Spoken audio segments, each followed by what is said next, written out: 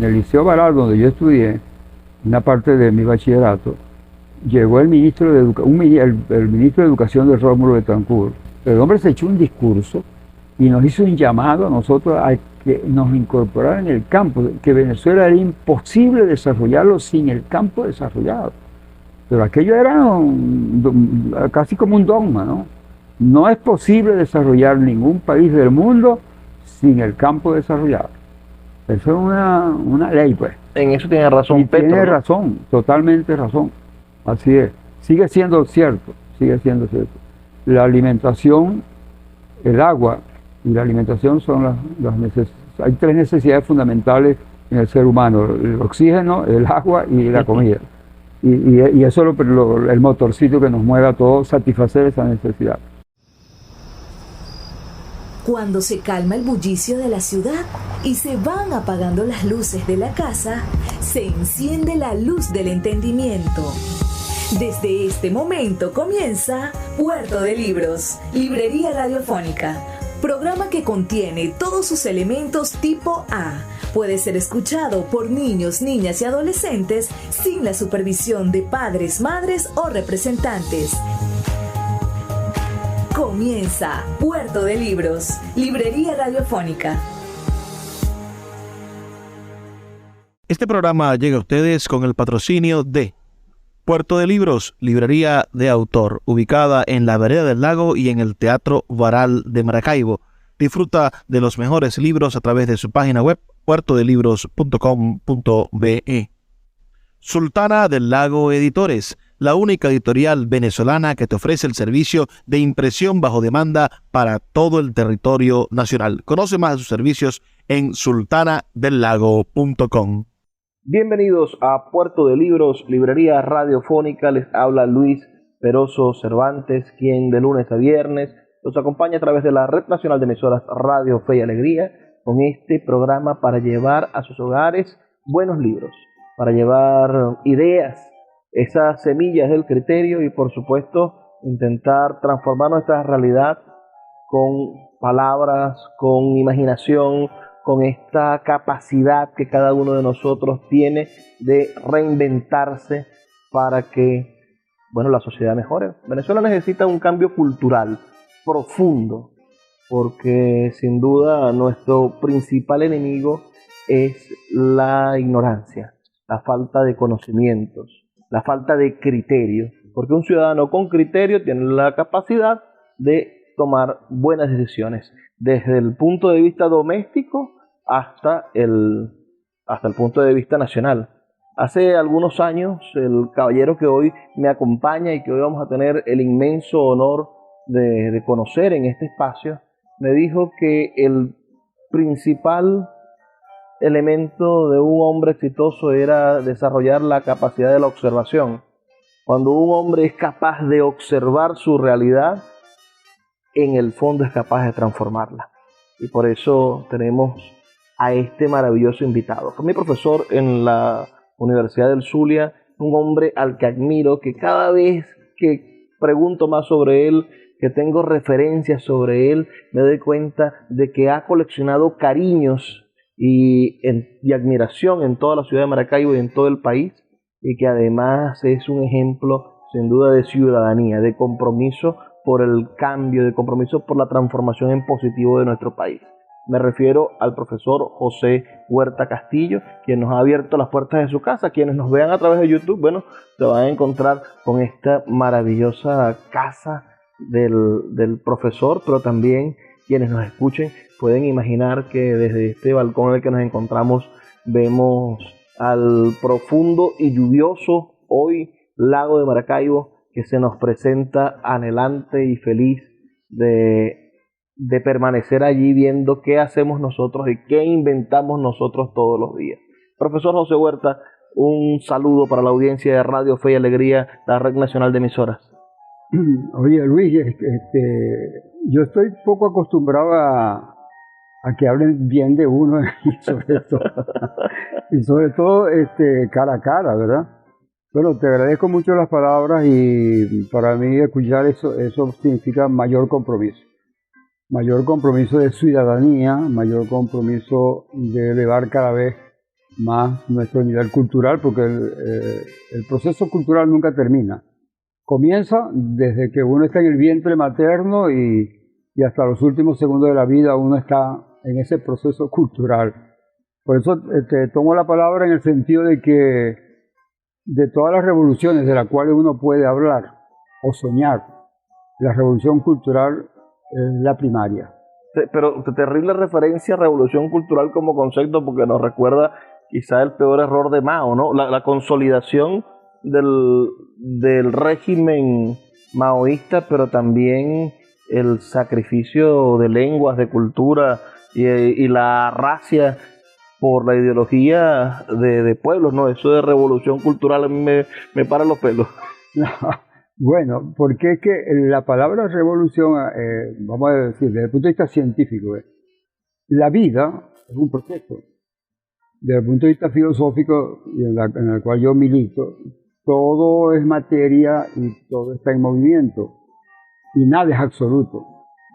Entonces, esos fundamentos filosóficos, que todo está en movimiento, todo es materia y nada es absoluto, pues llevándolo a los procesos de la humanidad, uno ve que hay gráficamente como si tú partieras de un nivel abajo, ¿verdad? Y vas elevando la línea y luego hay unas interrupciones, como si fueran momentos eléctricos, sigue el proceso de manera lineal, otra vez hay unas interrupciones y sigue el proceso. Bueno, esas interrupciones son las revoluciones, pero lo demás es un proceso evolutivo. Es decir, el proceso tiene dos componentes, evolutivo y revolucionario. El revolucionario no es otra cosa que el cambio de paradigma. Mucho en la jerga científica que se habla mucho de cambio de paradigma, ¿no? 24 de julio de 1941, en Europa hay una guerra cruenta, una guerra con tanques y metralletas nunca antes vistas, cruel, con una hegemonía dictatorial alemana que pretende, bueno, unificar al mundo. Y esa palabra, hegemonía, cada tanto se utiliza en Venezuela y que es una amenaza, ¿no? La hegemonía comunicacional, por ejemplo, yo le tengo pavor a esa palabra. Pero aquí en Venezuela nace José Huerta Castillo, ese 24 de julio de 1941. ¿En qué familia es recibido ese niño? El azar de la materia, digamos, la dialéctica lo trae a Maracaibo. ¿Cómo era su familia? ¿Cómo eran sus padres? Nací de un hombre que había nacido en El Hornito, un pueblo de pescadores en El Hornito, donde mi abuela tenía un pequeño hato, el Carrizal, y yo ordené mucha cabra, pues aprendí mucho a ordeñar las cabras en mis momentos infantiles, ¿verdad? Y mi papá entonces allá quiso ver otros espacios y se mudó a Maracaibo. Y así se fue trayendo el resto de sus hermanos, en total 8. Y bueno, mi papá tenía siempre mucho de atreverse, de aventurarse, pues, de buscar nuevos horizontes. Y él se vino para acá y entre sus atrevimientos está que montó un abasto. Y el abasto de vez en cuando venía una muchacha de ojos así medio grisáceos y verdosos, una mezcla, que se llamaba Benedicta, y él le puso el ojo, pues, se enamoró. Y resulta que Benedicta estaba como a 3-4 cuadras. Un día se le apareció en la noche con una cajita de refresco. Y entonces, eso me lo cuenta después mi mamá. Y entonces se fue y en el patio le dice, Benedicta, después de la conversación, Benedicta, yo te quiero, ¿por qué no te vienes conmigo? ¿Y cómo hago yo para saltar de aquí? No, yo traje esto para que te encarame. La caja de refresco era para que se saltara. La caja de refresco para que se subiera y se saltara. Y mamá también se atrevió a irse, pues, esta noche. Fue una cosa de común acuerdo. Y así fue. Así fue el encuentro de ellos dos, pues. Y ahí nací yo en una hamaca en Vallefrío. Mi mamá y mi papá recibieron después una canastilla del jefe civil de entonces, y cuando le preguntó, mire, esta canastilla, no, porque su hijo nació el 24 de julio.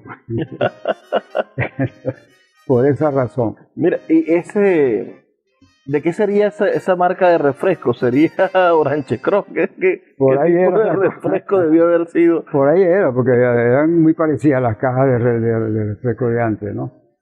El niño José Huerta Castillo nace también en una sociedad en la cual, bueno, profe, y disculpe que lo diga, usted es una de las pocas memorias que quedan de su época. Realmente llegar a más de 80 años en esta sociedad venezolana es una rareza. Somos una sociedad que muere joven, una sociedad que siempre hemos llamado una sociedad joven, aunque hoy la mano de obra joven ha emigrado y venimos a ser, por culpa de la emigración, una sociedad un poco envejecida. Ahora el promedio tiende a los 45, 50 años en la sociedad porque se ha ido la mayoría de la juventud. Los 7 millones que se fueron, bueno, eran de 20 a 40 años. Entonces, no ha sido un equilibrio justo u orgánico el crecimiento de nuestra sociedad. Aún así, llegar a los 80 años en Venezuela es raro. Es poco común por nuestra salud, por nuestra manera de ser genéticamente. Esos años 40, años 50, ¿cómo eran? ¿Cómo recuerda usted la Venezuela en su infancia? A los 10 años, a los 12 años. ¿Cómo puede usted describir la Venezuela de Pérez Jiménez, por ejemplo? La Maracaibo, que estaba bajo la égida del nacionalismo de Pérez Jiménez. La parte, hay muchos elementos, pero para reducírtelo, la parte de Pérez Jiménez, ¿verdad? Se veía mucho orden y disciplina, típico de una dictadura, pues, orden y disciplina. De algunas, porque... No, bueno, dictadura y disciplina. Ahora, siempre y cuando te adecues a ella y no te metas contra ella. Y ahí viene, pues, que te voy a contar esto rapidito, porque ahí empieza un poco mi experiencia política. Mi papá, donde montó el Abasto, donde conocí a Benedicta, bueno, eso siempre estuvo allí. De Abasto pasó a un cafetín, de cafetín otra vez a Abasto, después fue una ferretería, qué sé yo. Llegó hasta hacer una fuente de soda, ¿no? Y llegó a llamarse la deportiva, porque a papá le gustaba mucho promover el deporte a través del Abasto. Y Luis Aparicio, hijo, formó parte del club de béisbol de la deportiva. Ah, qué bien. Yo conocí a Luis Aparicio personalmente. A él y a Felipe Pirela los conocí personalmente. Vivían cerca de donde vivíamos nosotros. Pero lo de la orden y la disciplina es porque habían unos guardias militares que le decían guardias blancas o medias blancas, porque era la parte de aquí de las rodillas hacia abajo blanca. Y el pueblo lo identificaba como las medias blancas. Era muy represivo, siempre y cuando no te adecuaras. O sea, si te adecuas no se meten contigo. Si te cortas el pelo como es, si no estás leyendo libros raros. No te metes contra ellos, no hablas mal de ellos, simplemente. Y ellos, mi papá entonces, como era un abasto, pues los abastos son públicos, ¿no? Y ahí mi papá en el año 57 era visitado por 2 personas, Iván y Adolfo. Y Iván y Adolfo eran visitados para limpiar zapatos, arreglar los zapatos, se acostumbra mucho con un cajoncito de zapatos. Pero resulta que Iván y Adolfo eran militantes, uno de Acción Democrática y otro del Partido Comunista, y estaban juntos luchando contra la dictadura, y en el cajón de los zapatos tenían hojas volantes, donde hablaban de la dictadura de Pérez Jiménez y por la democracia y por la reforma agraria, etcétera, etcétera, etcétera. ¿Tendría usted 16 años? Más o menos, sí. Y entonces llegó un momento en que ellos estaban trabajando a papá, pues. Trabajando en el sentido de mantenerlo informado. Y le digo, mira, a mí la política no me gusta, pero tú sabes a quién le gusta la política, a aquel que está allá. Y me señaló a mí. Años más largos, años después, yo le pregunto a papá, echándonos unos palitos, ¿no? Papá, ¿por qué tú dijiste aquella vez que a mí me gustaba la política? ¿Cómo fue eso? Le digo, no, porque tú hablabas hasta por los codos, te gustaba mucho hablar, era muy parlante, hablaba mucho y bueno, pensé que a los políticos les gusta hablar, pues. Profe, vamos a hacer una pausa de 2 minutos para escuchar los mensajes de Radio Fe y Alegría y ya volvemos con más de esta entrevista donde vamos a intentar descubrir cómo ese muchacho que hablaba bastante en la adolescencia terminó siendo, bueno, embajador del Paraguay, ¿verdad? Paraguay. Ya volvemos con más de Puerto de Libros, Librería Radiofónica. Síguenos en @Librería Radio. Puerto de Libros, Librería de Autor. 7 años siendo la librería virtual más grande de Venezuela, con 2 sedes físicas. una en el Teatro Baral de Maracaibo y otra en la Vereda del Lago. Es un centro cultural dedicado al libro, proyecciones de cine gratuitas, talleres literarios, formación de nuevos escritores, talleres de teatro y de música, todo en un espacio dedicado al mundo de los libros y del conocimiento. Síguenos en nuestras redes sociales @Puerto de Libros y compra todos nuestros libros en la página web www.puertodelibros.com.be. Puerto de Libros, la librería que estás buscando. El poeta Luis Peroso Cervantes le acompaña en Puerto de Libros, librería radiofónica, por Radio Fe y Alegría, con todas las voces.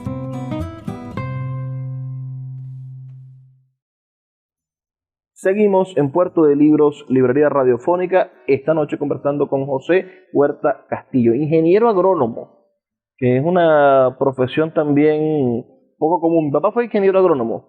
Sí, Mi mamá estudió ingeniería agronómica hasta el 5º semestre, bueno, salió embarazada y tuvieron que ponerse a hacer cualquier cantidad de cosas para poder sobrevivir en esos años 90 tan difíciles. ¿Qué fue primero? ¿La pasión por la ingeniería? ¿La pasión por el conocimiento? ¿Primero vino la lucha política? ¿Había que derribar a Pérez Jiménez para poder aspirar a un país mejor? ¿Qué pasó en la mente de ese joven de 16 años que era José Huerta Castillo? Mira, cuando yo estaba en primaria, en 6º grado, interpreté en una pequeña obra de teatro a Emparan. Y a mí me tocaba solamente decir, si ustedes quieren que los gobierne. Y entonces el pueblo respondía, no, porque detrás de Emparan había un tipo que decía... Un cura echando vaina. Madariaga. El padre Madariaga. Entonces el pueblo, no. Y entonces, bueno, si ustedes no quieren que lo gobierne, yo tampoco quiero mando. Esa fue mi primera actuación política. Y su primera renuncia pública. Sí, así es. Entonces, y por eso nunca me ha gustado las divisiones y cosas. Esto más adelante hay tiempo, te lo puedo explicar. Pero bueno, quiero ajustar lo siguiente, Luis, por los tiempos, ¿no? Cuando cae Pérez Jiménez, yo dejé de ver a Iván, no lo volví a ver. Y Adolfo vivía a una cuadra de mi casa. Adolfo era el comunista. El comunista. El nombre mismo muy relacionado. Adolfo vivía a 2 cuadras de mi casa, de Acción Democrática. Bueno, una vez le pregunté al señor Iván, pero señor Adolfo, deme razón del señor Iván. No, él tuvo que regresarse a Barquisimeto, porque sabe, estamos en la clandestinidad, entonces fue cuando supe que él era del Partido Comunista. ¿Y usted de qué partido? No, yo soy de Acción Democrática. Adolfo era de Acción Democrática, Iván era del Partido Comunista. Sí, porque en la dictadura de Pérez Jiménez, esto es histórico, hubo una alianza natural, orgánica, entre la militancia del Partido Comunista que estaba en Venezuela y la militancia de base de Acción Democrática. No solamente de base, la militancia de Acción Democrática. Es que tanto el Partido Comunista como Acción Democrática nacen de un primer movimiento, ¿no? La ilegalidad de los partidos tenía a los comunistas y a los de Orbe, bueno, fuera de la posibilidad de registrarse.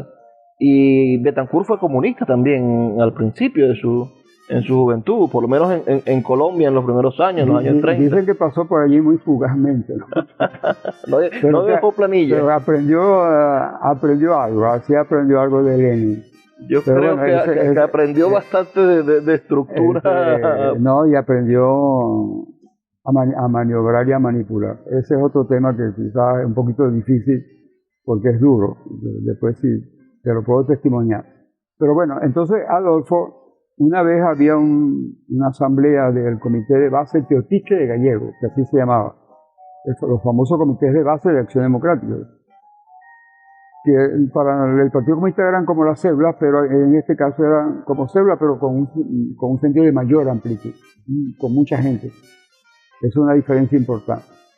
Bueno, él me invitó y yo fui, porque Vallefrío estaba todo allí, pues, esa tarde en el Comité de Base de Teotique de Gallego. Y yo me senté como joven ahí, muchacho, escuchando el uno, escuchando el otro. Había mucho verbo fuerte por la democracia, por un nuevo país, etcétera, etcétera. y ahora se hablaba ya de reforma agraria. Esa palabrita reforma agraria empezó a penetrar en mí. Pero lo que sucedió esa tarde fue que Adolfo se me acerca al mismísimo estilo de Chávez, disculpa que haga el parangón, ¿verdad? Me tomó de la mano, me levantó y me dijo, cumplo con presentarles al responsable de la Juventud de Acción Democrática. Váyalo. Así tal cual. A dedo. A dedo. Y con aquel entusiasmo la gente aplaudió y tal. Bueno, entonces me vi envuelto ya y esa fue mi primera militancia política, así de esa manera. Yo simplemente lo acepté como algo natural, pues. Y viví esa experiencia política. ¿Cuánto tiempo estuvo militando en Acción Democrática? Bueno, estuve militando hasta el momento en que estuve a punto de irme al MIR, cuando el MIR nace. Yo estuve en el mitin del Nuevo Circo en Maracaibo, el 9 de abril del año 61. Ahí estuvo Domingo Alberto Rangel, Gumercindo Rodríguez, bueno, y cantidad de gente de la Juventud de Acción Democrática. De aquí del Zulia, había mucha gente ahí. ¿Por qué se divide esa Acción Democrática? Pero tú sabes por qué yo fui al mitin, pero en el camino, en el carrito por puesto, que desde aquel entonces ya existían los carritos por puesto, que yo lo tomé de Valle Frío a donde estaba el Nuevo Circo, donde está detrás del hospital de niños. Y en la radio estaba una cadena de radio, en aquel momento pocas emisoras, pero las palabras de Rómulo Gallego. Y Rómulo Gallego estaba invitando al pueblo venezolano que no dividieran Acción Democrática, que no se dividiera. Y eso de no dividirse penetró en aquel joven, en mi caso, penetró. Yo tenía, no era el 61, en el año 61. ¿20 años? Sí, 20 años. Entonces, ya adulto, pues, prácticamente, dejando atrás la adolescencia, empezando... Adulto, pero con 4 años de militancia política. Exacto. Entonces, no me simpatizó lo del MIR por aquello de la juventud y tal, pero el mensaje de Gallego, porque ya había leído algo de Gallego, tú sabes... Bueno, el primer presidente de la democracia, sí, ¿no? Y el hombre, el banco moral de Acción Democrática. La influencia, una influencia muy importante, y yo lo reconozco, pues. Influyó en mí esas palabras, ¿no? Y me quedó siempre como algo que forma parte de mi cultura política. Yo soy siempre contrario a todo lo que significa grupalismo, fraccionalismo, divisiones. ¿Pero cuándo se retira usted de Acción Democrática? Yo empecé el proceso ya crítico cuando estaba en la Facultad de Agronomía. La Facultad de Agronomía estaba dominada por la juventud del MIR y del Partido Comunista. Juventud Comunista y Juventud del MIR.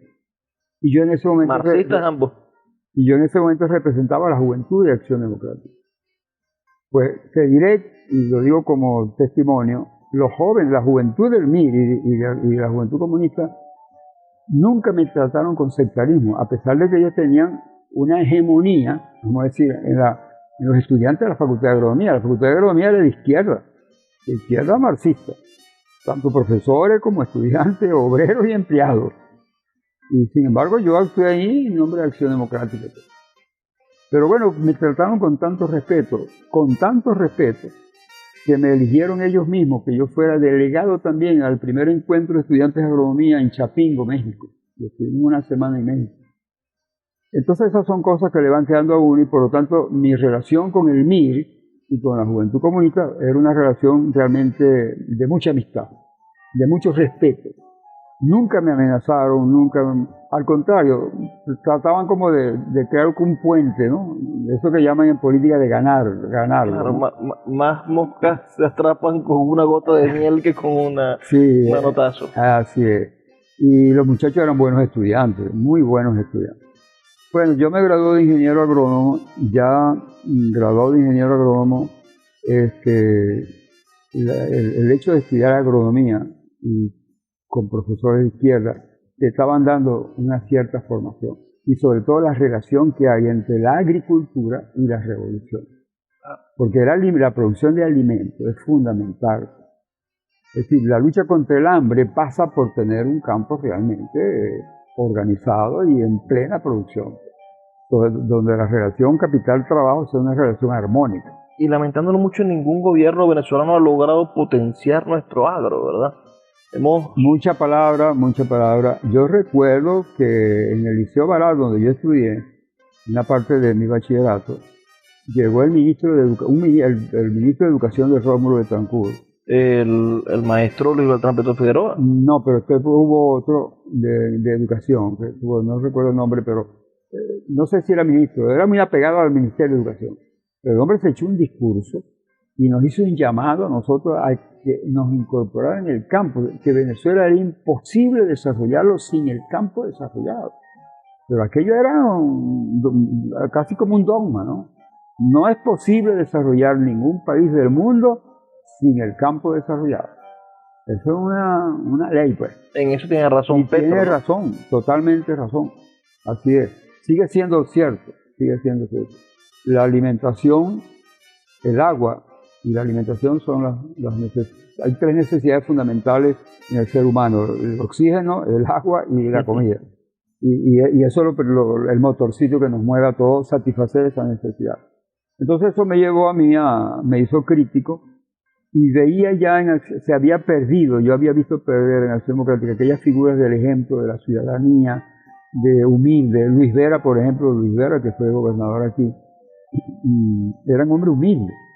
Yo recuerdo que Luis Vera salía de gira a los municipios y tenía que pasar por Acción Democrática, por la Secretaría de Finanzas de Acción Democrática, para que le dieran los viáticos, y con eso viajábamos. Entonces él siempre incorporaba, los jóvenes incorporaban a los adultos para que los acompañáramos en esas giras políticas, ¿no? Pero mucha humildad, pues.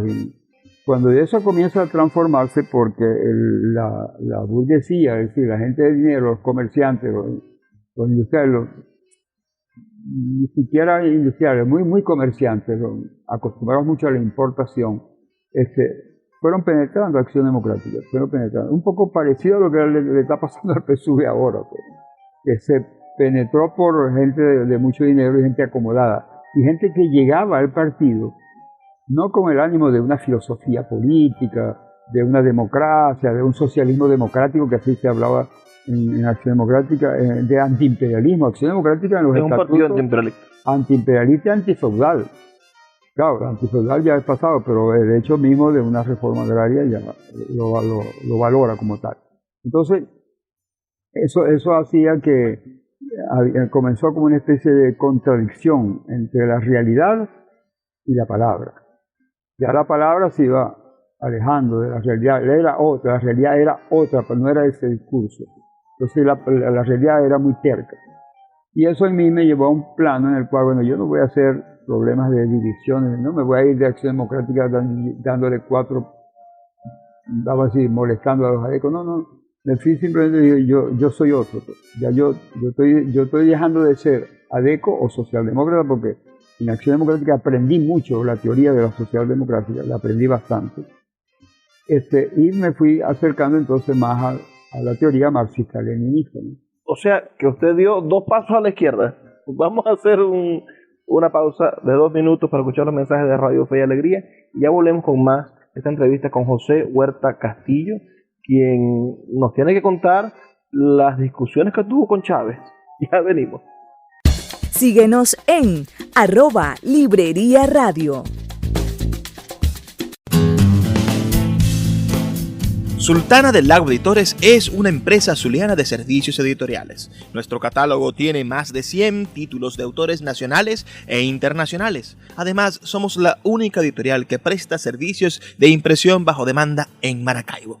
No necesitas invertir en grandes tirajes. Tus lectores pedirán tu libro, nosotros lo imprimiremos y tú obtendrás regalías. Por ello, también editamos internacionalmente en Amazon y Google Play Books. Conoce más en nuestra nueva página web www.sultanadelago.com o siguiéndonos en Instagram como @sultanadelago. El poeta Luis Peroso Cervantes le acompaña en Puerto de Libros, Librería Radiofónica, por Radio Fe y Alegría, con todas las voces. Seguimos en Puerto de Libros, Librería Radiofónica, esta noche investigando, escudriñando la vida de un hombre maravilloso, 81 años de experiencia vital dedicada a buscar la forma de que el Estado contribuya con la transformación de la sociedad. Hoy hablaba yo sobre eso más temprano. Me espanta que haya gente que venda el liberalismo como una solución en un Estado tan empobrecido. Si fuésemos una sociedad con acumulaciones de capital gigantescas, no sé, pienso en la europea, Norteamérica, donde los capitalistas tienen tanto poder, pero aquí nuestros capitalistas no tienen capital. El verdadero monopolizador de la fortuna es el Estado. Entonces el Estado tiene que repartir esas fortunas. El verdadero rico de Venezuela es el Estado, el dueño del petróleo, el dueño de las cosas. Si viviéramos en una sociedad donde el 20% de la sociedad fuese capitalista, bueno, podríamos intentar creerle a los liberales que los capitalistas van a ayudar a salir de la pobreza al otro 80%, pero aquí menos del 1% es rico y menos del 1% detenta el capital. ¿Cómo pasó? ¿Quién los recibe en el Partido Comunista? ¿Cómo era ese Partido Comunista que los recibe? Y explícanos un poco, profe, el asunto de la célula, porque a mí me pareció encantador. Es decir, si una célula crece, se divide. El Partido Comunista tiene una estructura de base mínima, donde cree que el trabajo tienen que hacerlo 3 o 4 personas, y si hay 10 es inoperativa, así que tiene que multiplicarse. Háblanos un poco de eso. La cantidad tiene mucho que ver con el momento histórico en el cual se está viviendo. En la clandestinidad, por ejemplo, mucha gente es un peligro, por eso se minimiza, porque tradicionalmente han nacido los partidos comunistas en plena clandestinidad. El Partido Comunista en Venezuela nació el 5 de marzo de 1931, en plena dictadura de Juan Vicente Gómez. Entonces se acostumbra mucho a eso, más que todo por eso. La diferencia un poquito entre la socialdemocracia y los partidos comunistas en esa parte de la organización de la base es que Acción Democrática, como dice, nosotros no vamos a vivir en clandestinidad, sino siempre en democracia. Y por supuesto la amplitud. También nosotros lo hacemos. Pero nos hemos acostumbrado más a lo pequeño, y la multiplicación no es la palabra división, sino la multiplicación de células. Es decir, convertir una célula, primero en el Partido Comunista nace un núcleo es una sola persona o 2. De 1 pasa a 2, de 2, cuando ya llega a 3 es una célula. Pero esa célula, por lo que la ciencia biológica lo explica, la célula lo que hace es que se multiplique y de ella misma nacen otras. Entonces no es una división propiamente dicha, sino que es una multiplicación. La propia mitosis, ¿no? Exactamente. Entonces, la multiplicación celular. Sí. Y la célula tiene una exigencia desde el punto de vista filosófico, ideológico, político, teórico. Pues. La exigencia es que los militantes de una célula tienen que demostrar que son los mejores hijos del pueblo. Sí, tienen que demostrar que son un proyecto de vanguardia. ¿Para qué? Para poder tener influencia en el pueblo, influencia en las masas. Eso es un reto, porque eso no se decreta. Por eso es que hay que hacer, a veces se es muy selectivo en eso, al comienzo. Y se educa a la gente para que sean líderes. Hay líderes que son naturales, pero también hay que formarlos. Tú me preguntabas, hazme recordatorio la última reflexión. ¿Quién lo recibió en el Partido Comunista? ¿Quiénes eran los líderes del Partido Comunista cuando usted entra a militar? Mira, yo antes de entrar al Partido Comunista, yo fui militante del MIR. Porque... o sea, que no fueron 2 pasos a la izquierda, sino uno, y después el otro, poco a poco. Exactamente, esto es muy importante. Cuando ya yo me gradué de ingeniero agrónomo, decido dar ese paso. Yo tuve un tiempo en que quedé independiente. Y un grupo de ingenieros agrónomos quisimos hacer contacto con la guerrilla, 5 ingenieros agrónomos en Barquisimeto, no para ser guerrilleros, sino porque como agrónomos queríamos dedicarnos a la producción de las zonas campesinas agrarias donde la guerrilla tuviese influencia. Pues. Cuando entramos en contacto, fue el contacto con el Partido Comunista, y nos informaron que ellos ya venían en el repliegue, que ya estaban dejando la lucha armada, y nos explicaron por qué. Bueno, después entonces hicimos contacto con Sáenz Mérida del MIR, y con Sáenz Mérida entonces ya fue muy ejemplificador era un maestro, un gran historiador, Simón Sáenz Meyer, nos explicaba bien toda la historia. Es más, Simón nos ilustró mucho en el sentido de que la misma decisión sobre la lucha armada no fue quizás la decisión más correcta.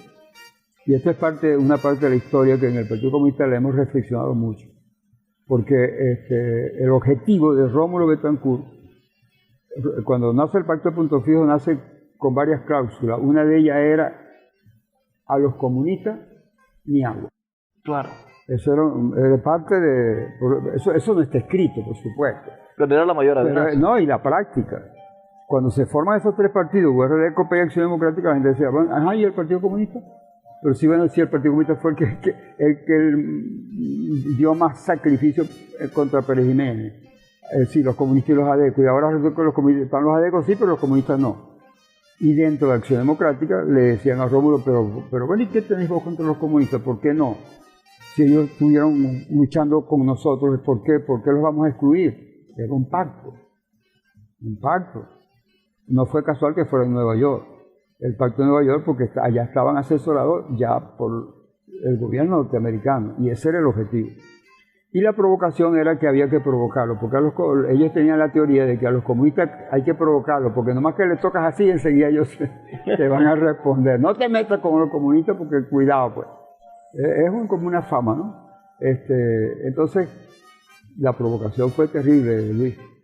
En una marcha de desempleados en Caracas, en el año 59, el primer periodo de Rómulo Betancourt, una marcha pacífica de desempleados, porque estaban pidiendo a Rómulo que no eliminara el plan de emergencia que había creado Wolfgang Larrazábal, que era un poco parecido que, bueno, la gente está pasando hambre y que darle de comer, pues. Pero era muy coyuntural. Y bueno, resulta que fueron recibidos en la calle, en la avenida Casanova, con disparos y bombas lacrimógenas. Pero ¿qué pasó? Que cuando llevan a los hospitales, los heridos, resulta que los 4 muertos eran muertos con orificio de bala en el pecho. Vaya. Entonces, ¿qué más evidencia que eso? Bueno, ¿y quién le dijo a estos policías que dispararan a matar? Era una orden. Pero era la orden para provocar muerte. Bueno, ese día, a mí me cuentan en el partido que ese día Santa Clara estaba hirviendo. Y ya la gente estaba con rabia, queriéndose ir a Miraflores a caer a piedra a Rómulo. Era la provocación. Ahora resulta que nos están provocando, ahora que empezó el gobierno Ya vamos a hablar de eso, vamos a hablar pero bueno, intento de... ¿Cómo entré yo al Partido Comunista? Simplemente a través de una conferencia del doctor Pedro Ortega Díaz, que explicó perfectamente el papel fundamental que juega el trabajo en el desarrollo de los países. Eso es lo fundamental. El trabajo es lo que hace todo, absolutamente todo. Y no es casual que el artículo 3 de nuestra Constitución dice que a través del trabajo y la educación son los ejes del desarrollo de cualquier país. ¿En qué año entra usted a la Facultad de Ciencias a dar clases? La primera vez que entré era porque la profesora Isora Gómez, era la jefe del Departamento de Metodología de la Investigación, de Filosofía de la Ciencia. Y yo estaba pegando afiches, con mi blue jean, mi franelita, pegando afiches en la Facultad de Ciencias. Y ella viene, yo estaba subido sobre una escalera, y me jala por el pantalón y me dice, Huerta, ¿qué pasó? Bájate un momentico. Yo había hecho con ella un curso de posgrado de especialización en metodología de la investigación, con la profesora Inés Reca, una exiliada chilena. Y ahí, bueno, hicimos la amistad. Entonces, ¿qué fue? ¿Qué fue, profesora? ¿Cómo estás? Bien. Huerta, te necesito como profesor de metodología. Tú cursaste metodología conmigo, así que ya yo sé lo que tú sabes y te quiero contratar. Así fue lo primero. Eso fue el comienzo. Después eso pasó, más adelante yo quise ejercer mi profesión porque nunca, Luis, yo decía, ¿cómo es posible que uno recién graduado de la universidad, seas agrónomo, economista, abogado, qué sé yo, cualquier profesión, ingeniero, que recién graduado tú vayas a dar clase? Claro. Yo decía, yo creo que para dar clase uno debe tener una cierta vivencia profesional, porque no basta los libros, no, está bien los libros, sí, pero la vida profesional te va a llenar de muchos elementos nuevos. Decía, yo sí me gusta dar clases, por supuesto, no decía que no. Uno es un maestro de la vida, pues, pero yo quiero primero ejercer mi profesión. Y así no me interesó la universidad en ese momento, sino que ejercí mi profesión. ¿Sembró o...? Ayudé a sembrar. Bueno, sí, una vez metí las manos sobre la tierra y sembramos melón, ¿verdad? Lo hicimos de manera orgánica, buscamos unos sapos para no aplicar insecticidas, porque los sapos se comían los insectos, ¿no? Y entonces... Y no los melones. Sí, y fue una bonita experiencia, pero no quise tener tierra, porque decía, la tierra es de quien la trabaja. Y si yo no estoy en la tierra y viviendo en la tierra, no. Los comunistas uruguayos cantan a desalambrar, es decir, hay que quitar... La tierra es nuestra, de tuya y de aquella. Acabar con la propiedad privada. No generalicemos, no es acabar con la propiedad privada. Te explico rápidamente, mira. En la naturaleza hay cosas que son de la naturaleza, bienes comunes. Ni Luis ni José hicieron nada para que existiera la tierra, el lago de Maracaibo, el río Orinoco, los acuíferos, es decir, la tierra, nosotros no es producto de nuestro trabajo. Producto de nuestro trabajo es que tú siembres yuca y coseches yuca, es producto de tu trabajo. El agua, igual. La yuca sí, la tierra no. El oxígeno, ¿entiendes? Esas tres necesidades de las cuales te hablé, esos son bienes comunes. A mí me preguntan, y yo a veces le vuelvo la pregunta, ¿tú sabes la palabra comunismo qué es lo que significa? Significa que los bienes comunes no son comunes, nos pertenecen a todos, los bienes comunes. Pero por favor, el cepillo de dientes no, el cepillo de dientes es mío, chico. Porque es que la campaña anticomunista dice, no, eso te quiere quitar todo, hasta el cepillo de dientes. Vamos a hacer una pausa y vamos a ver qué diferencias hay entre la utopía del comunismo y la realidad de los discursos socialistas cuando llegan al poder. Porque José Huerta es crítico, muy crítico, de esas incongruencias. Ya volvemos con más de Puerto de Libros, Librería Radiofónica. Síguenos en @Librería Radio.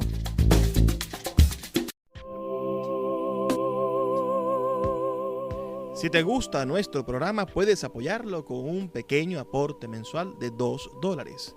Un acto de micromecenazgo puede mantener en línea nuestro programa a través de nuestras plataformas virtuales y de la Red Nacional de Emisoras Radio Fe y Alegría. Sé parte de la manera en la que transformamos la realidad y el pensamiento a través de la literatura. Apóyanos para seguir llevando a tus hogares Puerto de Libros, Librería Radiofónica. Más información al 0424-672-3597. El poeta Luis Peroso Cervantes le acompaña en Puerto de Libros, Librería Radiofónica, por Radio Fe y Alegría, con todas las voces. Llegamos así al último segmento de nuestro programa, Puerto de Libros, Librería Radiofónica. Esta noche conversando, entrevistando, conociendo sobre la vida y el pensamiento de José Huerta Castillo. Chávez llega al poder sin decir que es un hombre de izquierda. Por el contrario, cuando se ve a un militar llegar al poder se piensa que es un hombre de derecha, porque los militares regularmente matan guerrilleros. Son especialistas. Autoritario. Son especialistas matando guerrilleros, los militares, por lo menos los latinoamericanos. Sí, bueno, los aprendieron en la escuela de los gringos. Y no pueden, no hay un hombre barbudo en la escuela militar, no hay un teniente con barba. No, ni lo hay ahorita. Ni con pelo afro, ni que crean el amor y paz. No, es decir, no es la filosofía de un militar. Entonces yo creo que los grupos de poder, la burocracia institucionalizada de los años 90, que reinaba cómodamente encima de la miseria de los años 90, que fueron miserables para Venezuela.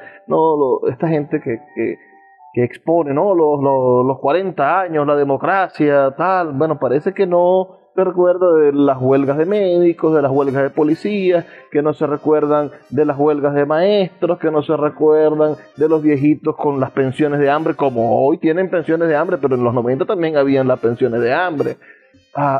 No se acuerdan de esa época terrible para todo el continente, por cierto, porque en América Latina la generación de los 90 es conocida por los economistas como la década perdida, esos años 90. Nosotros padecimos eso, y yo creo que la burguesía, los dueños del poder económico, cuando vieron llegar a un hombre de verde, dijeron, no, este es de los nuestros, este es un conservador, este es un tipo que se va a dejar además aconsejar por nosotros porque el que sabe un militar de economía. ¿Usted conoció a Chávez en esa época? Al Chávez de los 90. ¿Cómo lo recibió usted el golpe de Estado del 92? ¿Dónde estaba José Huerta parado cuando Chávez intentó derrocar al presidente de turno? En el Partido Comunista, 2 noches anterior al 4 de febrero, o sea, el 2 de febrero, por ahí en la noche, en una reunión que tuvimos aquí en el partido de Maracaibo, nos llegó la información de Caracas que había un movimiento militar, sin mayores detalles, porque siempre hay un movimiento militar, Y cuando ocurre el 4 de febrero, simplemente nos movilizamos todos como se movilizó cualquier venezolano. Y lo que escuchamos por televisión del por ahora, simplemente mira, hay una cosa importante, hay procesos históricos, hay hechos históricos que no se pueden explicar si no echas patadas. Por ejemplo, el 4 de febrero no se puede entender sin el Caracazo. Claro. Es decir, es más, si no ocurre el Caracazo, no ocurre el 4 de febrero. No ocurre el 4 de febrero, porque ellos, lo que hizo fue llevarlos a ellos a una situación de que, bueno, esta es la salida. Y hasta cierto punto una salida un poco romántica. Porque los golpes militares generalmente son generales. Hay mucho general implicado en la cosa. Y el nivel que tenía Chávez y el quienes lo rodeaban no eran tenientes, y eran coroneles, exactamente. Entonces, capitanes. Entonces, si no contaban con esa fuerza entre los militares, eso se respeta. Mi general, eso no es cualquier frase, eso no es cualquier cosa, mi general. Claro. Entonces, eso en primer lugar.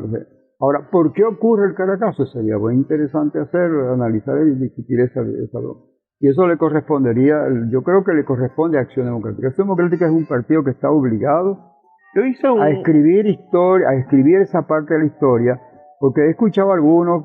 Yo hice un programa recientemente para conmemorar el Caracazo y leímos los documentos de Provea, que era una organización joven en ese instante, y el problema del Caracazo no es tanto lo que hace la gente, que es una poblada que sucede en todos lados, sino el deseo de las Fuerzas Armadas de vengarse de quienes estaban en rebelión, ¿no? Y esos disparos a los edificios con fales, es decir, hay un uso desproporcionado de la fuerza militar en el control de la poblada. Pero Chávez es verdaderamente, o el fenómeno chavista ha sido verdaderamente más agresivo y posiblemente ha traído más desgracias que lo que hicieron los adecos con el respeto y con las diferencias. ¿Usted conoció a Chávez en algún momento? Sí, claro. Él me juramentó a mí cuando me designó como embajador, pues me juramentó. Ahí fue donde ya tuve una relación con él. Por supuesto, en esta oportunidad no hay tiempo que yo te explique todo eso, porque nos llevaría mucho más tiempo. Quizás en otro momento conversando tú y yo sola, o si quieres grabar, no tengo problema. Yo esto lo estoy escribiendo. Lo estoy escribiendo en mis memorias, pues en mi autobiografía, como se llame, porque uno no sabe. Ya yo estoy en cuenta regresiva, ¿verdad? Y estoy consciente que estoy en cuenta regresiva, por lo tanto es bueno que algunas cosas, dejar algunos testimonios bien claros de los momentos históricos personales y del país, más del país. Ese Chávez de los 90, ¿qué le pareció a usted el Chávez en campaña, el movimiento Quinta República, el árbol de las tres raíces, ese discurso de él que convenció a los venezolanos, que lo llevó a obtener el 56% de la votación popular? Cuando Chávez hace referencia a las tres raíces, eso en el Partido Comunista era pan comido. La diferencia está en que Chávez lo popularizó, lo masificó. Pero para nosotros era Simón Rodríguez, Ezequiel Zamora y Bolívar. Eso lo estudiamos nosotros en el Partido Comunista antes que Chávez. Yo lo estudié en el Partido Comunista y no existía Chávez, pues, históricamente. Él logra hacer eso y logra además lo de la Constitución.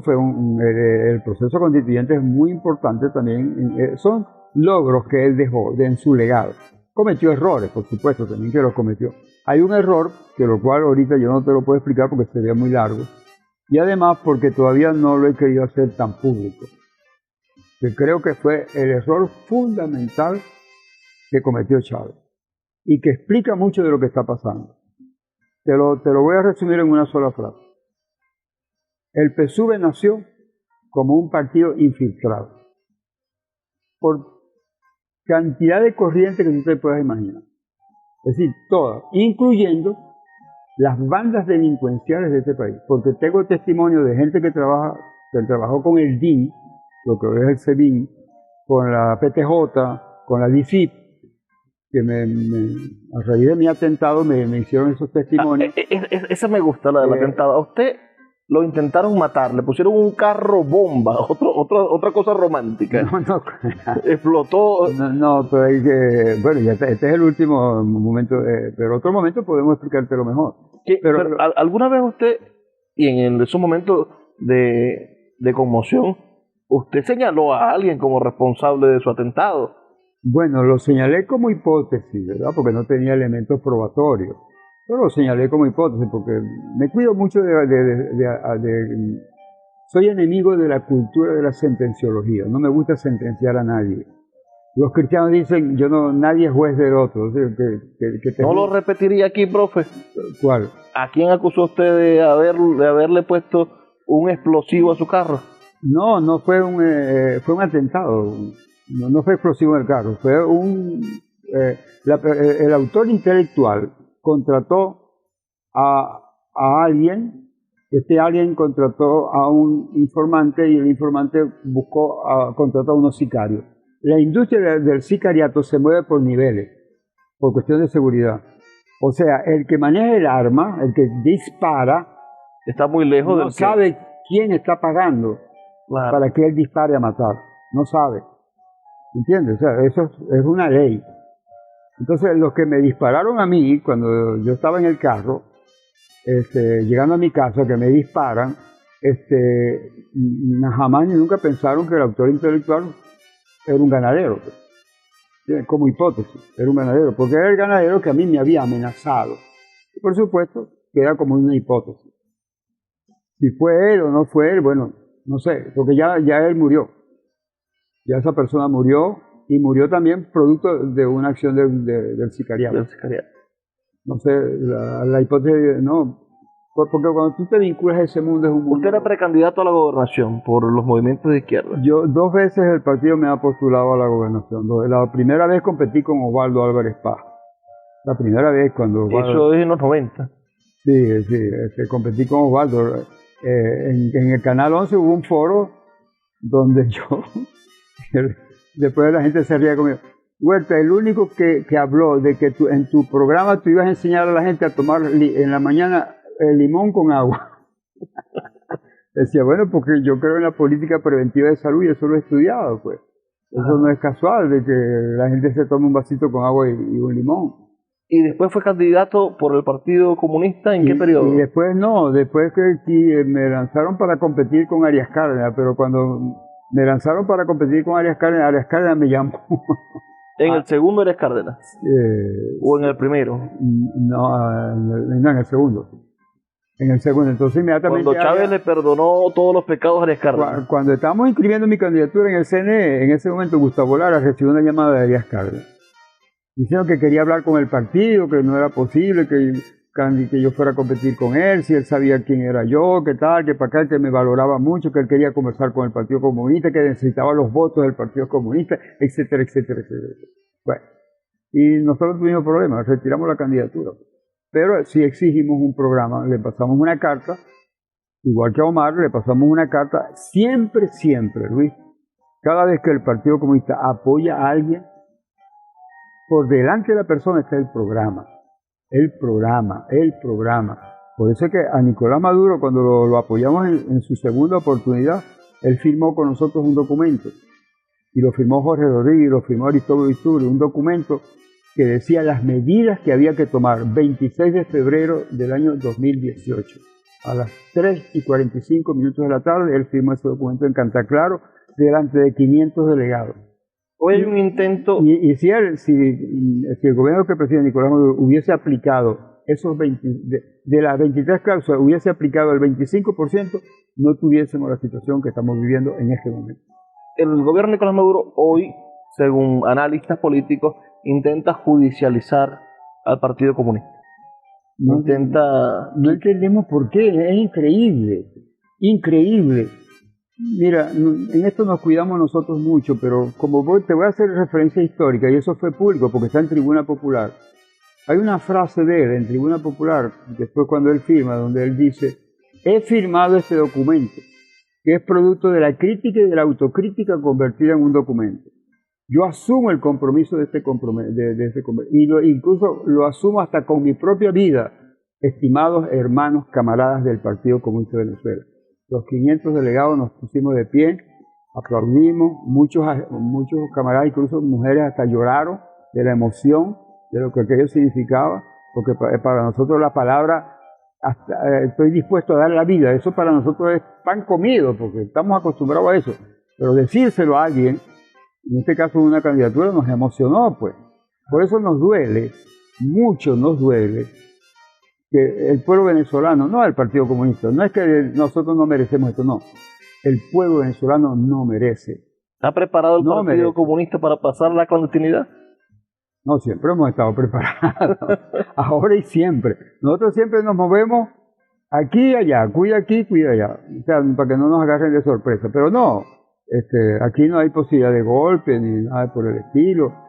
Ahorita estamos vetados, pues fíjate tú, estamos vetados los canales privados de televisión en Caracas, salvo una que otra seccioncita por ahí a veces que nos invitan a Oscar Figueroa, y el resto estamos vetados. Diosdado, Mario Silva, en sus programas de televisión hacen con nosotros lo que se les ocurre, nos atacan de la manera más vil y hasta con mentiras. Y nosotros pacientemente decimos, bueno, queremos réplica. ¿Qué réplica? No, eso no existe para ustedes. ¿Se mediría el Partido Comunista en las primarias de la oposición? No, en las primarias de la oposición no. Porque es que nosotros no apoyamos en base a programas, ¿ves?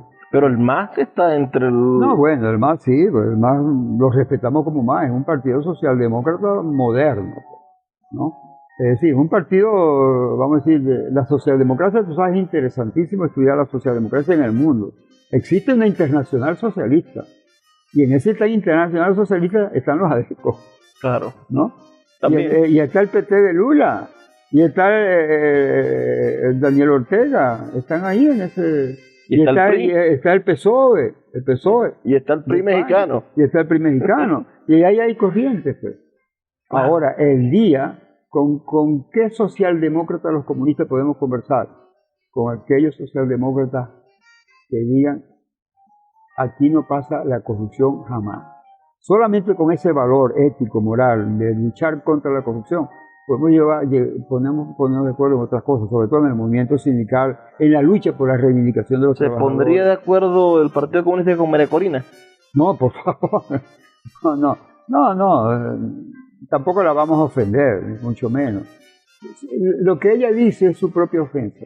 Lo que ella habla, cuando uno la escucha, ella misma se está identificando ante el pueblo de lo que es. No voy yo a perder el tiempo de decir lo que ella misma se auto-identifica. ¿Tendrá entonces un candidato propio el Partido Comunista para ofrecerle al pueblo venezolano una opción en el 2024? No, propio no. Lo nuestro es la unidad siempre. Si tú lees un documento, todos los documentos programáticos del Partido Comunista tienen un punto que dice la unidad para los comunistas es un objetivo estratégico. La unidad del pueblo es un objetivo estratégico. Sin unidad, no, Luis, no avanzamos.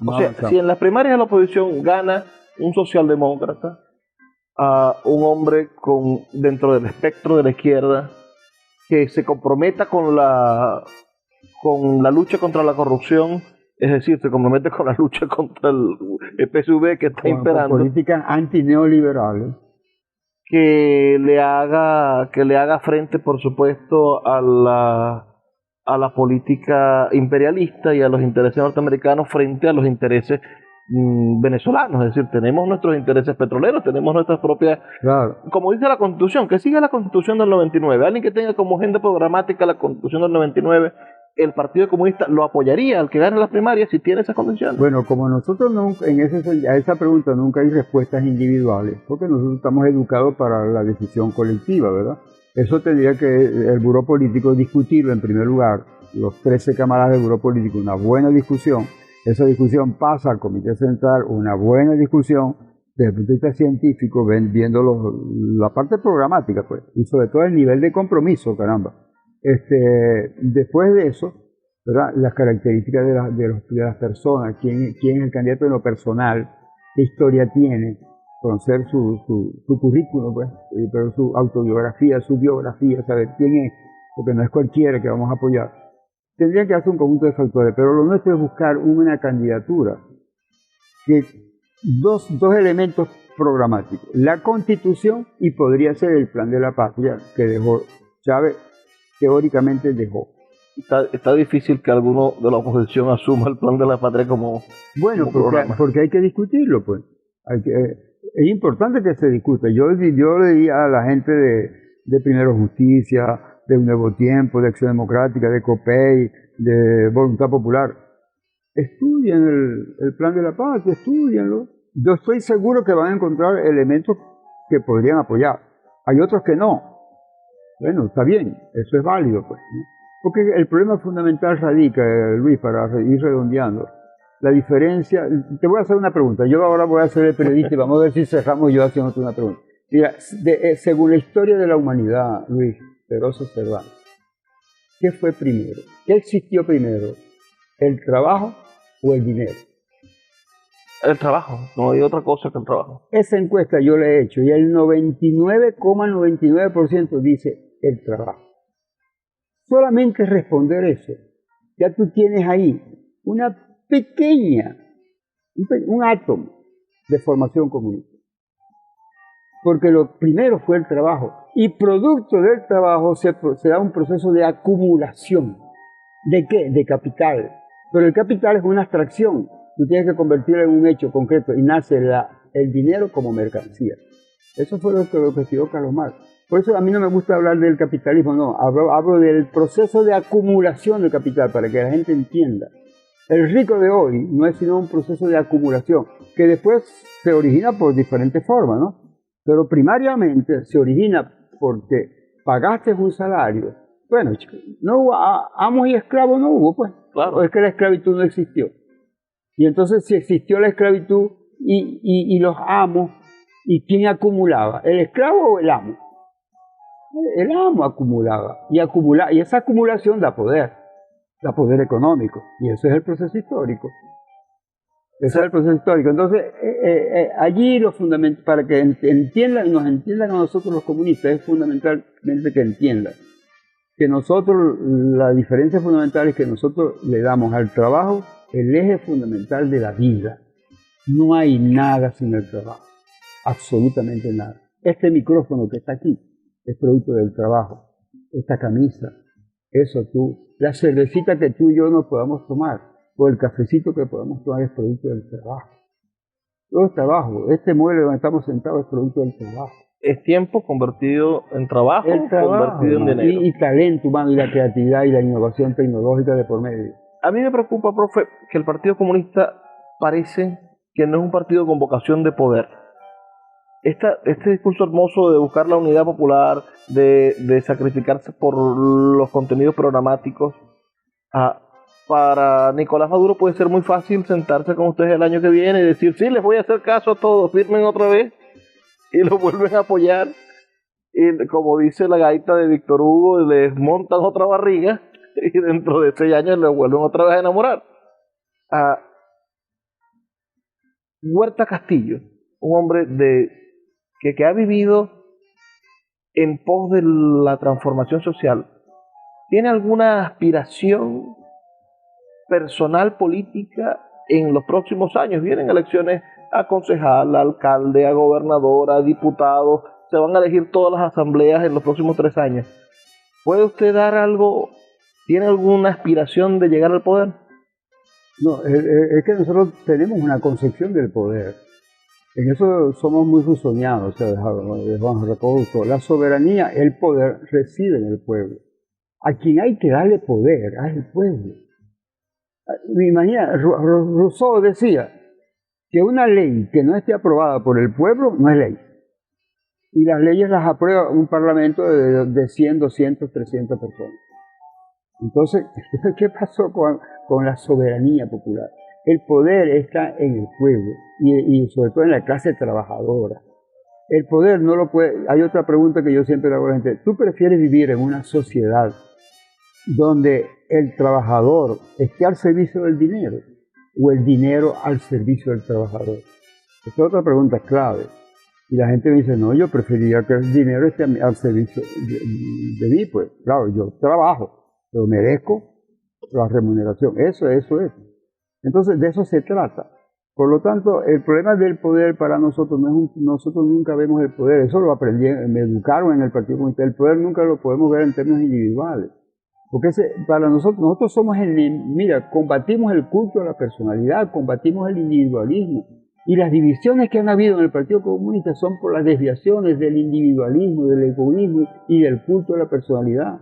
Óscar Figuera, a quien Dios da, este señor, que no quiero ni mencionarlo, pues que tiene un programa los miércoles en Venezuela de televisión, ataca a un hombre humilde, un hombre honesto, un hombre que hay que quitarse el sombrero delante de Óscar, y nunca está aspirando poder.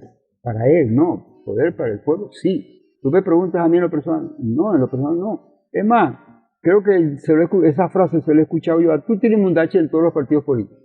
Mire, y los políticos son servidores del pueblo, no servirse del pueblo. Tienen que servirle al pueblo. Imagínate tú esa diferencia, una diferencia fundamental, pues. Entonces, el político que se respete, el político es un servidor. Entonces, si el servidor tiene que estar al sacrificio del pueblo. Ahí está, el poder para el pueblo, no el poder para la persona como tal. No, eso es vanagloriarse. No estamos preparados quizás para que gobierne el Partido Comunista. Y por eso es en el poder, y eso es una debilidad. Cuando yo he ocupado varios cargos en este proceso, varios cargos, y siempre yo noto que hay gente que le empieza a uno a jalar, como dicen, ¿no? A jalar y a jalar. Y entonces a brindar este cosas, sí, cómo no, y hasta le hacen a uno la reverencia. ¿Qué es esto? Yo prefiero a la persona más bien que me llega y me critica. Claro. Yo dirigí una vez la Bolivariana en un año, estuve dirigiéndole a la Universidad Bolivariana, y en mi asamblea de entrada, que los reunía todo el personal, les dije, por favor, les agradezco que me critiquen. Y tengan en mí una persona que cree en la crítica y en la autocrítica. No se detengan jamás. Cada vez que ustedes me ven a mí cometiendo un error, evítenlo si es posible antes y critíquenme. Y bienvenida sea la crítica, ¿sabes? Porque una persona que diga revolucionario y le tema la crítica, es lo que a uno le preocupa de este gobierno. Este gobierno no acepta la crítica. Si la crítica es una gran oportunidad para crecer, si seas medianamente inteligente, aprovecha tu talento. Me estás haciendo observaciones, yo tengo que tener capacidad suficiente para entender, oye, si Luis tiene razón, le agradezco a Luis la observación que me hace, voy a corregir. Eso es lo inteligente, eso es como debe ser. Pero no, quien se llena de egoísmo, por supuesto, de vanagloria, bueno, cree que es la última pexicola en el desierto. Y eso a Chávez lo rodearon mucho de gente que Chávez en el fondo era un hombre humilde, porque yo lo conocí personalmente, pero el poder enferma. En esos términos, profesor, disculpe que se lo diga así, yo creo que el Partido Comunista está muy lejos de alcanzar el poder para el pueblo, porque los egos son los que manejan los partidos políticos. Todos los partidos políticos están liderados por lo menos por un gran ególatra, y no le van a dar espacio a esta filosofía, y esta filosofía tiene arraigada en contra, bueno, a una gran mayoría de electores que prefieren seguir a un líder que seguir una causa. Bueno, yo te invito públicamente a Luis, pero no para grabarlo. Primero lo voy a hacer en secreto. Yo te voy a invitar en estos días para que conozcas un proyecto de cómo nosotros sí aspiramos a llegar al poder para el pueblo. Pero primero para que tú lo conozcas personalmente, porque todavía no lo hemos hecho público, porque es algo muy delicado. No le podemos decir todavía públicamente cómo es que nosotros aspiramos a llegar al poder, el pueblo, con el pueblo, y sin armas, sin violencia, con conciencia libre y autónoma del pueblo. Pero ese proyecto lo tenemos bien estudiadito y lo estamos discutiendo ahorita. Está pasando por varios filtros y tú lo vas a conocer. ¿Y no habrá entre los comunistas alguien que piense como los soviets y diga que aquí lo que hay es que fusilar a la familia Romanov? No. Ya no quedan. Los momentos históricos son diferentes.